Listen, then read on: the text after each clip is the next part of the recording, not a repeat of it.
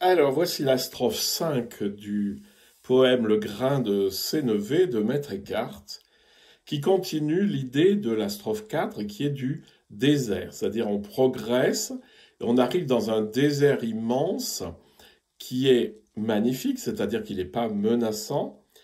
L'horizon est sans limite, hors du temps et du lieu. Donc, on se trouve vraiment dans l'espace intérieur complètement dépouillé. Toutes ces strophes parlent du dépouillement. Strophe 5. Dans ce désert profond que nul pied n'a foulé, aucune réflexion ne peut s'aventurer. Nul ne sait ce que c'est, qui dira ce qu'il est. Est-il ici ou là? Est-il proche ou lointain? Est-il sur les hauteurs ou dans les profondeurs? Mais il n'est pas ceci et il n'est pas cela.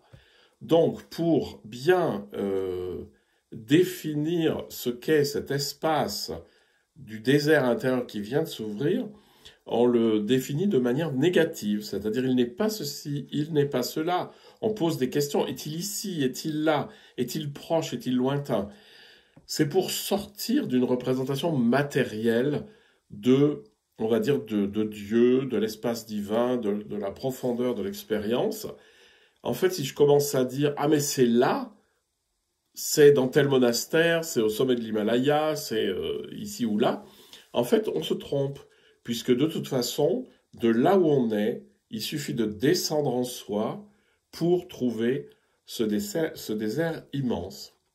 Voilà, c'est une très très belle strophe. Dans ce désert profond que nul pied n'a foulé, c'est-à-dire cette sensation que